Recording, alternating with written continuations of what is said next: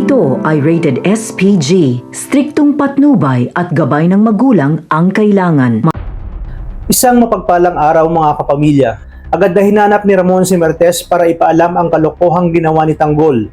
Tinawag niya ito ngunit walang Marites na sumasagot. Kabado naman si Olivia nang malaman niyang papunta na si Ramon sa kusina. At dahil sa sobrang pagkataranta, naisip niyang itago si Marites sa loob ng oven bago pa man dumating si Ramon. Sa pagdating ni Ramon, ay nagtaka ito kung bakit naroon si Olivia kasama ang kanyang dalawang tauhan. Tinanong niya ito kung ano ang ginagawa doon.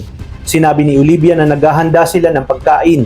Lumapit si Ramon upang silipin ang laman ng oven, ngunit pinigilan siya ni Olivia dahil mababago ang temperature.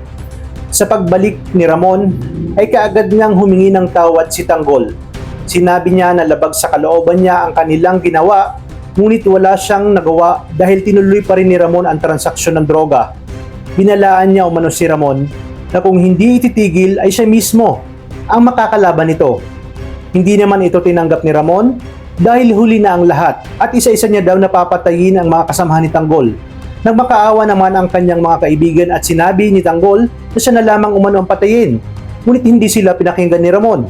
Galit na galit naman si Divina at para sa kanya, tama na ang pagkamatay ni Raul at Madonna. Sinabi niya na sino pa daw ba ang dapat mamatay para magising si Tanggol sa katotohanan at magbago ang isip nito. Sa pag-uusap naman ng grupo ni Tanggol ay sinabi ni Enteng na desidido talaga si Boss Ramon na tapusin silang lahat at matitigil lang ito sakaling manalong mayor si Tanggol. Kaya naman isa sa publiko na ang resulta ng botohan.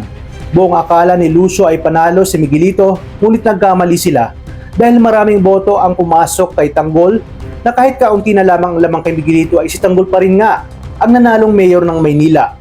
Nang malaman ito ni Ramon at Don Julio ay nagbagong lahat ng plano. Naisip kasi nila na kapag tinapos nila ang mga kaibigan ni Tanggol, siguradong kamumuhian sila nito.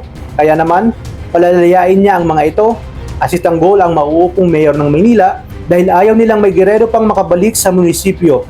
Dito na rin magsisimulang magtraidor si Divina nang hindi nalalaman ni Tanggol. Kaya naman mga kapamilya, pakatutukan natin ang mga susunod na kaganapan dito lang sa FPG's Batang Quiapo.